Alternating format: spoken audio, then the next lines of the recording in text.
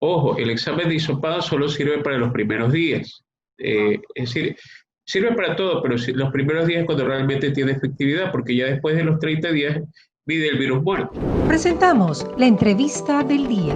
Doctor Campodónico, estamos con usted al aire en la entrevista del día al doctor del día. Y bueno, pues Alberto Campodónico, él es jefe de cuidados intensivos de la clínica Kennedy. Mi querido doctor, bienvenido a Radio Fuego nuevamente. Usted fue uno de los doctores que me dio entrevista en plena pandemia, cuando todo estaba tan, pero tan alborotado, Doc, y realmente sí fueron, digamos que palabras de aliento en relación al tratamiento que usted estaba realizando en esa época. Cuénteme cómo va la pandemia según dentro de la clínica, porque otros podemos no tener la visión que ustedes tienen estando cerca de los pacientes. Bueno, muchas gracias, Oriela, por la invitación. Y bueno, definitivamente esos días eran bastante complejos. Primero porque a nivel de la clínica estábamos abarrotados de pacientes, no teníamos dónde poner un paciente más y éramos muy pocos los médicos que trabajábamos, creo que éramos dos por ahí para todos esos pacientes. El resto no estaban trabajando por diversos motivos. ¿Y usted nunca se Bueno, contagió, doctor?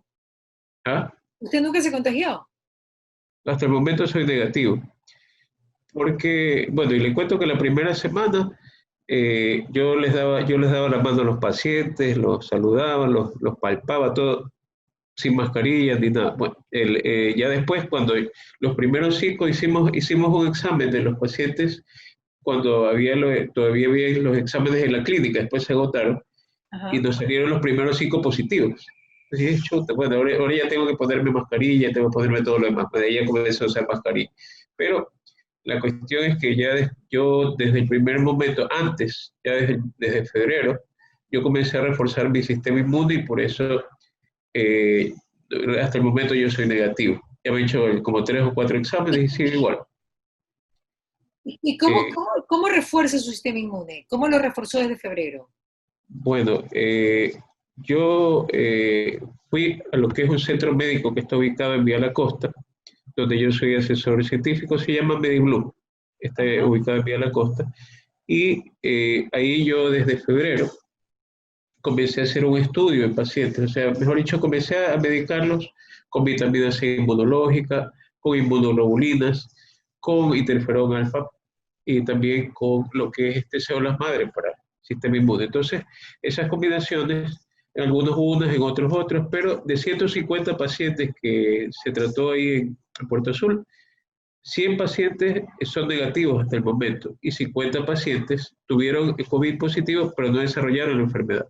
Inclusive Pero, un paciente que se fue a España con toda la familia, se fue con 6 miembros de la familia. Regresó de España, la familia, 4 miembros negativos, él fue positivo con la esposa yo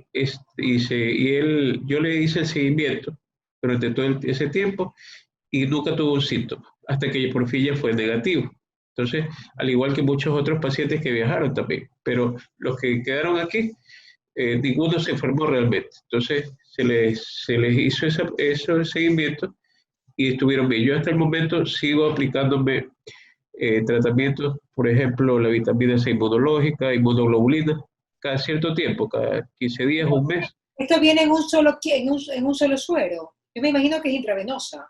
Sí, hay intravenosa y intramuscular también. Entonces, usted se Ah, lo puede, claro, entonces, como sea. Bueno, la cuestión es, aparte de eso, yo ya. digo, es importante también una buena alimentación, no comer cosas fritas, no comer cosas grasas, no comer, solo comer pollo, pescado, comer 3 porciones de vegetales y 2 frutas, 2 de frutas al día, es bastante importante, y realizar una jornada de ejercicios por lo menos al día. Si usted tiene todas esas características y lo hace y no tiene enfermedades concomitantes, ojo, o sea, porque las enfermedades concomitantes es la diabetes, hipertensión, insuficiencia renal, lo que es HIV. Si usted tiene, por ejemplo, glucosa, tiene que estar controlada entre 110 a 120. Si tiene la presión arterial, no más allá de 130-80. Diabetes, perdón, lo que es insuficiencia renal, realizarse las diálisis, tomar su medicación y si usted es HIV, tener sus antirretrovirales a la mano al día y medirse lo que es linfocitos T y B. Si los linfocitos T y B están normales, usted no va a tener la carga del virus encima. Es decir, Si usted, por ejemplo, tiene alguna descompensación por ese efecto, es como decirle, virus, ven a mí. Pero lo contrario, usted está controlado y usted puede, al tomar la medicación para el virus, poder combatirlo y durante los 7 primeros días de lo que siempre hablamos, usted puede evitar irse a hospitalización y terapia intensiva. Doctor, pero ¿cómo sabemos que los linfocitos T y B están bien? ¿Es un examen de sangre? Con un examen de sangre, claro. Entonces ahí usted determina linfocitos T, linfocitos B. Otra forma de determinar es con la inmunoglobulina G, A, M, D y E, o sea, inmunoglobulina GAMD. Esa es otra forma de poderlo estudiar. Yo con los pacientes, yo les hice inmunoglobulina T y B y demostré que el nivel subió. Inclusive eso lo pienso poner ya para un estudio posterior para demostrar la eficacia de los tratamientos. Lo ¿Y que sabe pasa, por qué? Sí, ¿sabe por qué uso inmunoglobulina? Porque yo la utilizo en pacientes con Guillain-Barré, la utilizo en pacientes con anemia hemolítica autoinmune, la utilizo en muchas enfermedades autoinmunes. Entonces yo decía, perfecto, si yo utilizo 12 dosis para un paciente que tiene Guillain-Barré, entonces, ¿cuál será la dosis como para una persona como usted o como yo? Entonces comencé a utilizar y más o menos la dosis entre 1 a 2 ampollas. Y con eso, suficiente para protegerse usted por 2 meses, digamos. Aparte, claro, la inmunoglobulina intramuscular también sirve y la vitamina C inmunológica. Hay personas que no tienen mayores comorbilidades y con vitamina C europea más añadido lo que es la parte inmunológica en ampollas, usted mejora. Entonces nosotros tenemos ciertas ampollas que se le añaden que sirven para el sistema inmune. Y todo esto, y esto sí, es todo en este laboratorio y van a la casa o uno tiene que ir allá a la costa. No, hay que ir a, bueno, puede ser a domicilio como puede ser en Mediolubia, la costa. Y es una sola apuesta, doctor. O sea, sí, una apuesta usted se cubre 2 o 3 meses. ¡Wow! ¿Y es muy costoso, doctor? Bueno, los tratamientos intramusculares y la vitamina C no es costosa. La intravenosa es más costosa, obviamente, porque está dirigida hacia personas que están enfermas del sistema inmune. Entonces, pero como médicos podemos utilizar. Hay otra cosa también, hay su autoinmunidad. Por ejemplo, usted es un médico y usted va a cuidados intensivos, está expuesto a tuberculosis, está expuesto a HIV, yo estaba expuesto a influenza H1N1 sin utilizar mascarilla cuando fue el brote. Y, por ejemplo, usted está expuesto a muchos pacientes con enfermedades bastante severas y es difícil que usted se enferme de algo nuevo, a menos de que obviamente usted tenga una carga viral elevada. Es decir, si yo, por ejemplo, me pongo en un consultorio a tener 10 o 15 pacientes que tengan que sean COVID positivo y estén con una alta carga viral, me voy a enfermar. O sea, o por lo menos seré positivo. Pero si yo tomo los correctivos o me protejo y veo a los pacientes, así sean 100 pacientes, a nivel hospitalario, usted va de un paciente a otro. Es diferente que si usted está en el mismo sitio, cerrado, sin aire o con aire acondicionado, y usted ve por 2, 3, 4 horas y están las personas ahí, ahí es que se desarrolla la carga viral. Ya, es la concentración. Pero la si concentración del virus de una enfermedad a otra no es lo mismo. Claro. Es lo mismo. Claro, es verdad. Y, por ejemplo, usted va a una oficina. Perfecto, aquí hay 10 personas en esta oficina. Y no sabemos quiénes son positivos y quiénes son negativos, porque no se les ha hecho todavía pruebas. Claro. Digamos que todos que están ahí, y solo uno es positivo de los 10.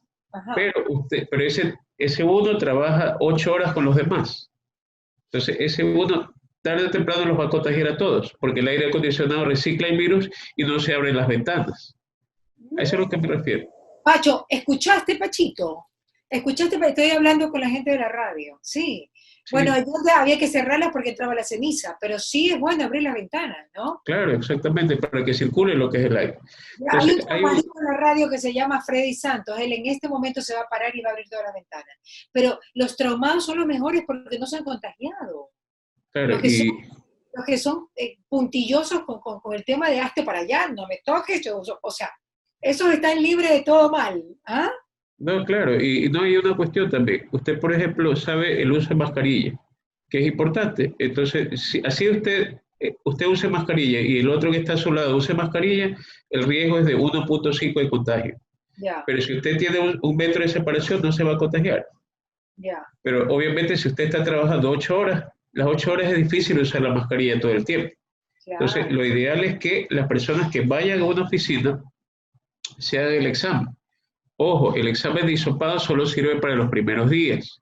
Es decir, sirve para todo, pero los primeros días es cuando realmente tiene efectividad, porque ya después de los 30 días vive el virus muerto. ¿Pero cuáles son los primeros días para usted? Ya, los primeros días es lo siguiente. Primero a 14 días es el tiempo de incubación. En nuestro país, aproximadamente 4 o 5 días iniciales es el promedio. Entonces, el quinto día de incubación ya viene a ser el primer día de síntomas. Ahí arrancó usted con fiebre, le duele la garganta, tiene diarreas, tiene pérdida de olfato, de gusto, ¿verdad? Y ahí arrancó el primer día. Entonces, ahí usted hace ese día, el segundo, el tercero, el cuarto, el quinto, el sexto, el séptimo, hace un hisopado y el hisopado le va a salir positivo. Entonces, ahí usted tiene el diagnóstico. Yo quiero el diagnóstico el primer día. ¿Qué hago ahí? Hago el hisopado. Pero el hisopado me demora 72 horas. Entonces, ¿qué más puedo hacer para poder diagnosticar? Tendría que hacer los marcadores para COVID. ¿Y cuáles son esos marcadores?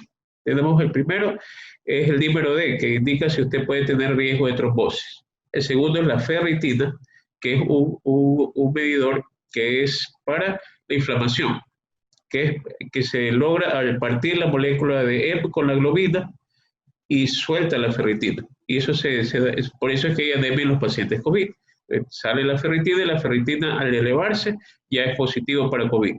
El otro es el PCR, que es proteína C reactiva. Eso se puede hacer desde el primer día de contacto con un positivo. Claro, yo lo hago ese examen, me sale niveles elevados, por ejemplo PCR, proteína C reactiva, me sale elevado dímero D y me sale elevado ferritina, yo sé que ese es un COVID positivo. Es como yo diagnostico. Desde el primer día. Yo estoy en contacto con Pacho que está con COVID y desde el primer día de síntomas. Ojo, no de incubación. Ya usted tiene el quinto día de incubación, primer día de síntomas. O sea, en incubación no se puede saber nada. Es muy difícil. ¿Cómo no lo puede saber? Es muy difícil porque está incubándose, como el nombre lo indica. Claro. Entonces se incuba y ya el primer día de síntomas es que usted puede indicar, por ejemplo, dice, perfecto, este paciente no tiene síntomas, pero tuvo contacto hace 5 días. Entonces usted le hace los exámenes, porque pueden haber portadores asintomáticos. Y esos son precisamente los que nosotros tenemos que cuidarnos cuando vamos a las oficinas. Exacto. Porque usted ve, alguien no sabe si tiene o no COVID. Y justo esa persona tosió, estornudó, quedó en el aire y usted se contagió. Entonces, o lo otro, por ejemplo, la persona tiene diarrea, usted se va a comer un encebollado y no sabe dónde se lo come. Entonces, la persona que lo preparó es COVID positivo. Entonces usted va, come, le da diarrea también. Se lava las manos, pero no hubo jabón ahí, se tocó la nariz, se tocó acá, se fue a la garganta y después se fue a los pulmones y usted terminó por comerse un encebollado, terminó con COVID. Wow. Entonces, por eso el lavado de manos con jabón es muy fundamental, porque el jabón rompe la barrera lipídica del virus. De romper la barrera lipídica, lo destruye. Entonces, simplemente con lavarse con jabón, así sea jabón de tocador o jabón de lavar, el jabón que sea, con tal de que haga espuma. Doctor, ¿el Ivermín como profiláctico, o sea, como preventivo, cómo le parece? ¿Le gusta? Bueno, le diré una cosa. El estudio que hubo en Australia, que indicaba que el Ivermín puede matar al virus, puede eliminarlo, perdón, al 100% in vitro, o sea, en laboratorio, ya durante los primeros días, es real. Yo lo he utilizado en pacientes hospitalizados y más o menos a mí me da una efectividad de un 40-50%. Es decir, baja la efectividad. ¿De cuánto? ¿550? No, 40-50%. Sobre el 100%, o sea, la mitad. Pero el Ivermín tiene mucho efecto cuando usted lo toma durante los primeros días, es decir, día 1 de síntomas, 2, 3, 4. Ahí es cuando yo lo recomendaría bastante. Igual acompañado de la hidroxicloroquina, acompañado del medicamento para trombosis que ya hablábamos la vez pasada, la estreptoquinasa, estreptonordasa, y acompañado de lo que es a veces paracetamol, a veces corticoides, depende de lo que usted quiera buscar. Pero los corticoides siempre son para hospitalizados, yo lo pienso de esa manera. Pero si la hidroxicloroquina, que han hablado tanto, se ha vuelto tan controversial, porque Sí, hubo un estudio en Estados Unidos de 93.000 pacientes, el cual fue luego desmentido, porque ese estudio tenía sesgo, entonces, y pues. después ya, ahora ya la vuelven a usar y está muy bien. Entonces, Doctor, yo nunca dejé de usarla. ¿cómo tenía la revista Lancet para hacer un reportaje en contra de la hidroxicloroquina, sabiendo que podía ayudar a los miles de millones de pacientes del mundo? No lo entiendo, no lo logro visualizar. Solo le pregunto una cosa. La hidroxicloroquina es un medicamento bueno, bonito y barato, ¿verdad?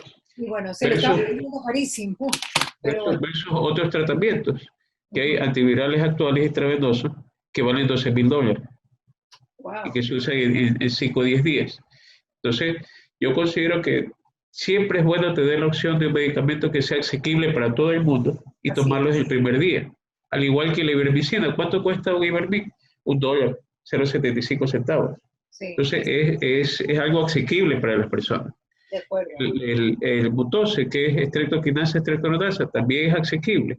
Y un corticoide de hablar, es muy asequible en precio. Entonces, yo no, yo siempre creo que es importante tener este tipo de medicamentos para las pacientes, porque lo contrario sería muy difícil el poder curarse. Si usted, obviamente que si usted va a una unidad de cuidados intensivos y necesita un tratamiento ya, que es para cortar lo que es la tormenta de citoquinas, que es la parte más agresiva, por decirlo así, de esta enfermedad, entonces ahí sí utilizar el tolicizumab. Yo fui el primero que utilizó aquí a nivel de la clínica el tolicizumab una semana antes que el resto de médicos comenzaran a utilizarlo, no solo en la clínica, sino en otras clínicas. Además, porque yo día a día conversaba con mis amigos allá en Boston. Yo tengo muchos amigos porque yo allá expongo y también me invitan a exponer y yo también escucho sus exposiciones en congresos y estamos siempre conectados. ¿Qué usas tú por allá? ¿Qué uso yo acá? ¿Qué te parece esto aquí? Mira, esto vamos a usar acá y comenzamos a utilizarlo. Igual a nivel de la clínica todo teníamos ya como medicación y por lo tanto el abastecimiento de medicamentos era bueno para los pacientes y todos terminamos usando los mismos esquemas. Pero la ventaja es el hecho de que en una pandemia y que todo el mundo esté en ese momento, usted está desorientado y a veces no sabe qué hacer, tener ya las directrices claras de lo que era un tratamiento para ese momento. Entonces, pero ese tolicizumab es caro. Usted le quiere aplicar a alguien en terapia y le vale el tratamiento $2.000 o más, o 3.000. Entonces, versus un pack de tratamiento que le valdrá $40 como mucho. Y usted lo puede utilizar los 7 primeros días y evita ir a una terapia intensiva o evita ir a una hospitalización. Una pregunta, doctor. Cuando hablamos de los primeros días que hay que atacar al virus desde el primer momento con el protocolo que te diga tu médico, estamos hablando del primer día tomado después del tiempo de incubación, cuando ya Claro, hizo. exactamente. Okay. Claro, exactamente. ¿Por Okay. qué? ¿Qué pasa con Porque, el... Ya, pero sí, claro. Sigue de nuevo. ¿Por sí, qué? entonces usted, por ejemplo, estamos hablando, Yo pensaría que le puede tomar ventaja el virus, me explico, en el tiempo de incubación. O sea, yo digo, uy, no, capaz que tengo, mejor me tomo todo, me explico. claro, Pero no, pareciera que según lo que usted me dice, eso no es así. claro, lo que pasa es lo siguiente. Ajá, Por ejemplo, digamos que usted ya tiene la incubación ya. y el virus ya está ahí. Para darnos una idea, un solo virus, un virus como tal, puede replicarse, producir, es como una fotocopiadora. Le puede dar 5.000 copias, le puede dar 10.000 copias, le puede dar 120.000 copias. El virus que le da 5.000 copias obviamente va a ser una enfermedad leve, porque es una cepa menos agresiva. Hay otro virus por ahí agresivo que le puede dar 120.000 copias inmediatamente. Ya, Y usted puede llegar a tener una neumonía con un billón de virus en todo el pulmón. Entonces, ¿cuál es el problema ahí? El punto. Su punto es bastante interesante. ¿Por qué? Porque sí hay medicamentos que se pueden utilizar si usted sospecha algo y todavía no tiene síntomas, como lo que es el ivermectina, la ivermectina. Puede utilizar también la estreptoquinasa y la estreptonordasa. ¿Por qué? Porque la estreptoquinasa y estreptonordasa, que es el butose, no solamente sirve como para prevención antitrombótica, sino que sirve también como antiinflamatorio. Y si una de las características principales del virus es la inflamación, entonces usted definitivamente va a combatir ese problema. pero ¿qué pasa con los efectos secundarios ay, Medicamentos. de estos medicamentos si finalmente no lo voy a tener? O sea, Ya. son efectos secundarios muy fuertes, doctor? No, el ivermectina es un antiparasitario. Entonces Ya. usted lo puede tomar como antiparasitario en general. ¿Y el 2 o hígado? ¿Qué le pasa al hígado con tanto medicamento? bueno, el Ivermectin, si usted lo toma 1, 2, 3 días no pasa nada. Eh, el Butoce, que es estreptoquinasa, estreptorodasa, lo que le dará es un efecto antiinflamatorio, que igual el organismo nunca está en más un efecto antiinflamatorio. Yo no digo que hay que utilizarlos cuando uno tiene tiempo de incubación todavía. Pero si usted sospecha y tiene una sospecha directa, es decir, yo por ejemplo estuve conversando con Pedro y Pedro está, yo tengo la certeza de que Pedro está infectado y yo estuve conversando sin mascarilla, entonces algo tengo que prevenir. Claro. Pero, pero ojo, si usted por ejemplo conversó con Pedro y usted tiene un sistema inmunológico fuerte, usted no se va a contagiar. Puede conversar con Pedro, Juan y Manuel y no pasa nada. Ya, doctor, pero el Ivermectin como profiláctico, ¿usted lo recomienda? Porque hay mucha gente que lo está haciendo. Bueno, yo le diría una Dos cosa. cada semana en la recetita. Ya, yo siempre he dicho y diré una cosa. Todo medicamento tendrá que ser bajo receta médica o prescripción médica. Ok, Si yo recomiendo, es conociendo qué paciente se trata. ok. Es decir, este paciente le podría dar o este no. ¿Y por qué razón? Entonces, pero de ahí generalizar un tratamiento como profiláctico no lo podemos hacer aún. Porque en primer lugar, ¿Dónde eh, se me fue? todo medicamento tiene un efecto colateral. Ok. ¿Qué Entonces, pasa con el dióxido de cloro, que está también tan mentado? sí, si usted se da cuenta, el dióxido de cloro se fue así y fue perdiendo fuerza. Actualmente ya se escucha muy poco. ¿Por qué? Ok, Porque bien o mal es introducirse, así sean moléculas muy pequeñas, introducirse cloro en el organismo. sí. Entonces, yo personalmente no estoy de acuerdo con ingresar una sustancia la cual no es adecuada ni es propia de nuestro organismo. Es Ujú. lo mismo que los sonos. Hay personas que se aplicaban intravenosos sonos y decían, no, que con eso te curas el coronavirus. Definitivamente, el colocarse algo en la vena que no es compatible o que puede ocasionar un efecto colateral de una shock anafiláctico, una alergia fuerte, sí, tener un motivo en particular, definitivamente no. Yo creo en 2 cosas básicas. Creo en que la medicina natural como tal, el utilizar eucalipto, utilizar, por ejemplo, cebollas, el utilizar jengibre, que sirven para, como antibióticos naturales, que sirven para desinflamar. El eucalipto abre los bronquios, desinflama. Ujú. Está muy bien, porque usted combate la parte inflamatoria del virus. Y con los medicamentos, ¿qué es lo que usted hace? ¿Qué es lo que busca usted hacer con los medicamentos? Primero, evitar que el virus ingrese a su organismo, lo primero. Y lo segundo, si ya está el virus en el organismo, bajarle la carga viral, es decir, bajar esa rapidez de esa fotocopiadora de virus, bajarla y disminuirla. Al disminuir las 2 cosas, usted va a poder combatir el virus. Entonces, una cosa va de la mano con la otra. Ya. Entonces, definitivamente, usted tiene que tratar el virus como trata usted en el caso que fuese una bacteria. La bacteria la trata con antibióticos, el virus lo tendrá que tratar con antivirales y con sustancias que vayan a disminuir la entrada y la replicación viral. Ok, perfecto, doctor. ¿Cómo le parece lo de la vacuna? ¿Está viniendo o no está viniendo? Bueno, la vacuna que yo creo más avanzada y hasta cierto punto más creíble, valga la redundancia, es la que está en la Universidad de Oxford. Están ya produciendo para lo que es pruebas en humanos. Si esas pruebas en humanos van como deben de ir, aunque un poco rápida, la vacuna podría estar en septiembre, octubre. Pero tengamos en cuenta algo, que la vacuna tendrá que ser para producción masiva y hacia quién deberá ir orientada la vacuna. Primero, obviamente irá a primer mundo y a los países que estén más contagiados.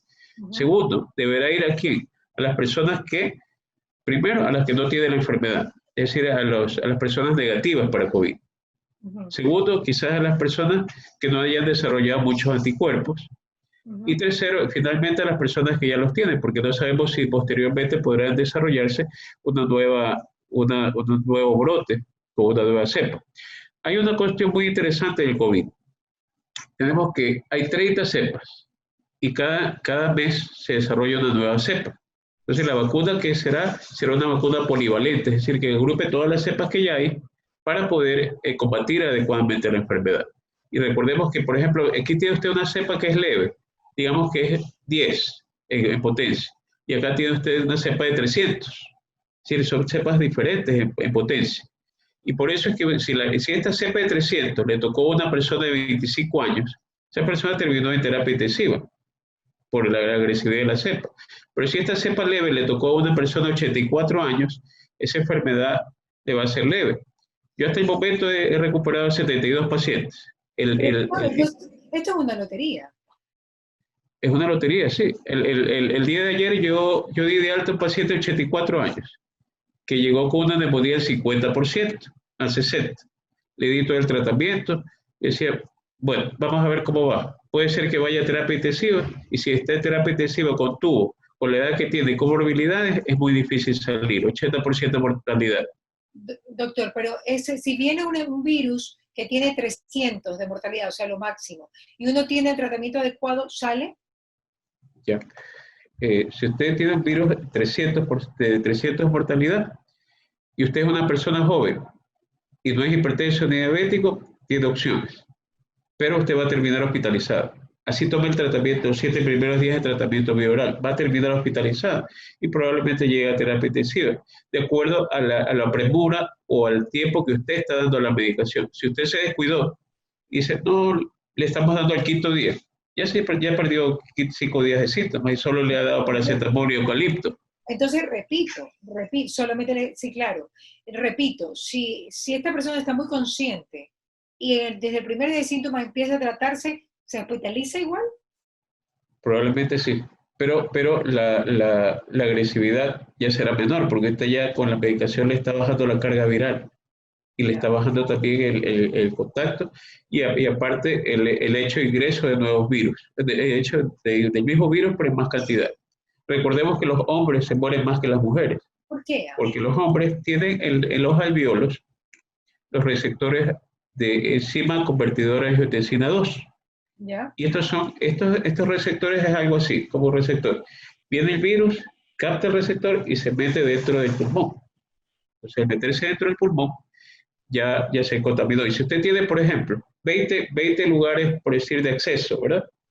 En el cual va a venir el virus, en el hombre. Y en la mujer usted tiene 5 lugares. Entonces, definitivamente el hombre, al tener más lugares de acceso a ese virus, se va a contaminar más.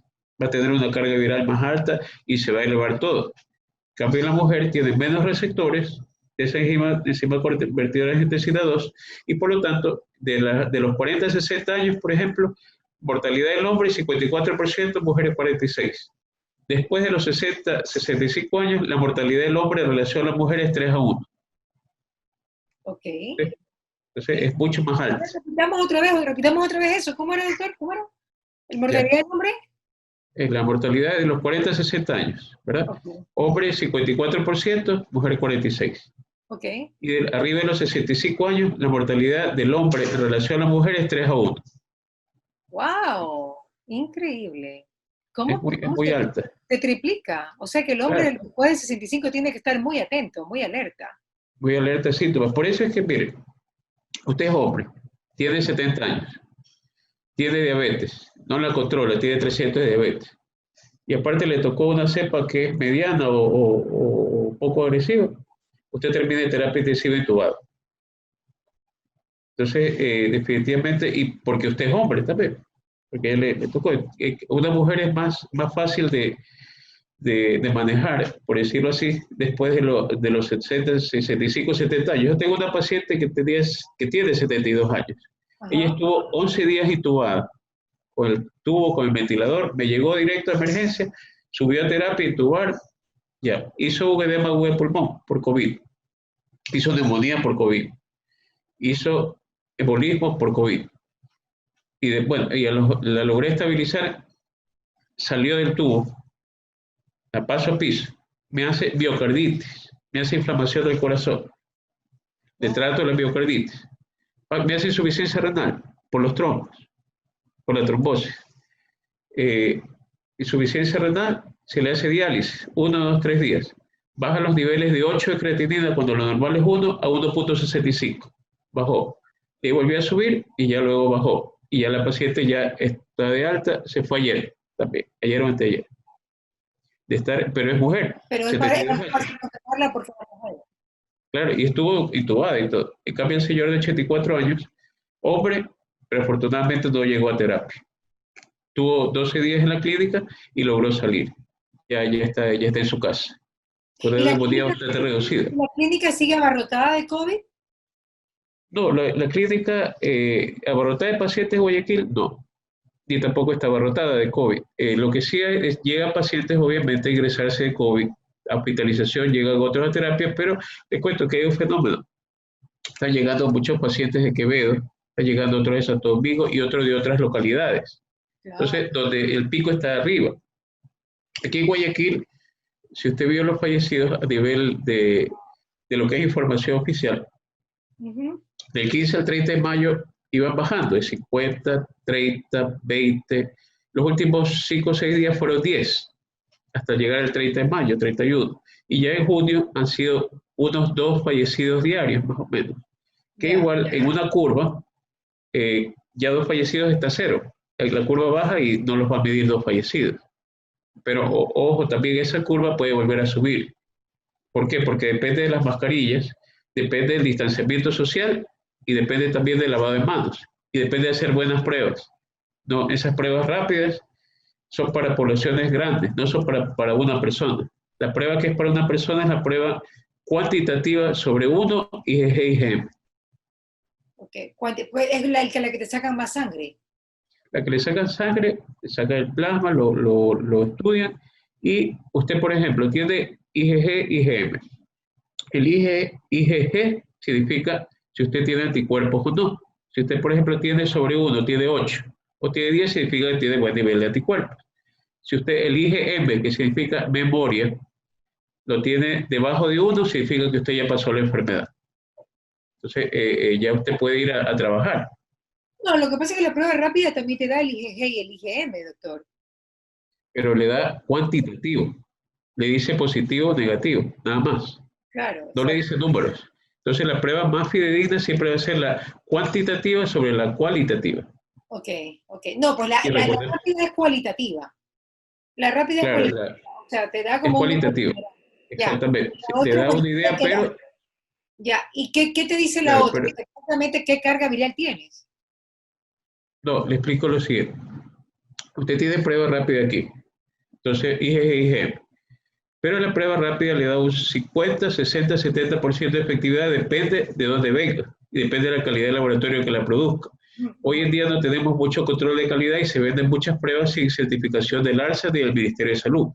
Entonces, excepto, por ejemplo, las pruebas alemanas, las que son de Inglaterra o los Estados Unidos, esas sí tienen 70% de efectividad.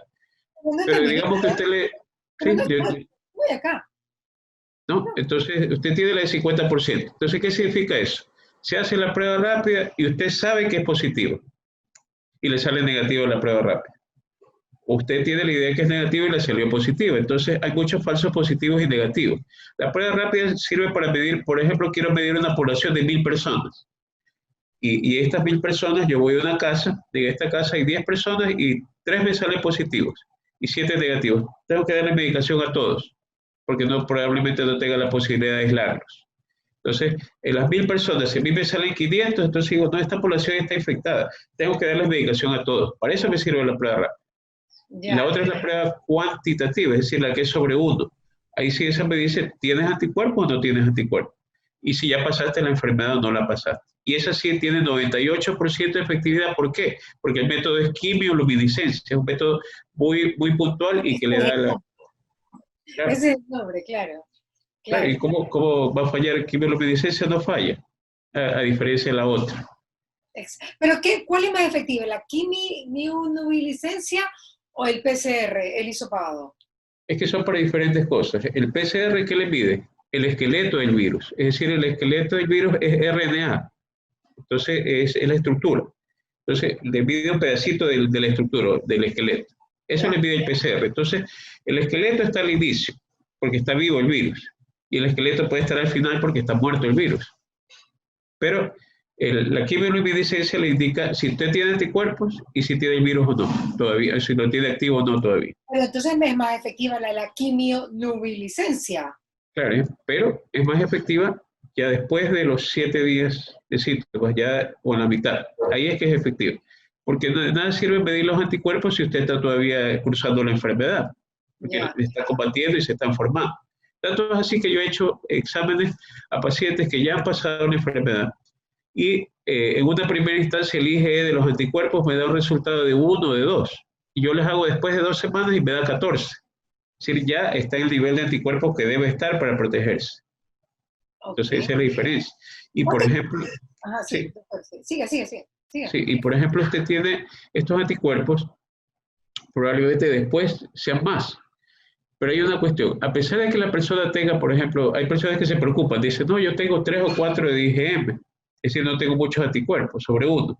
Entonces, pero recordemos que así tenga 2, 3 o 4, tiene protección porque nosotros medimos algo que se llama CD8 y eso de ahí sí va a estar activo, es decir, siempre va a haber la memoria de que usted tuvo la enfermedad.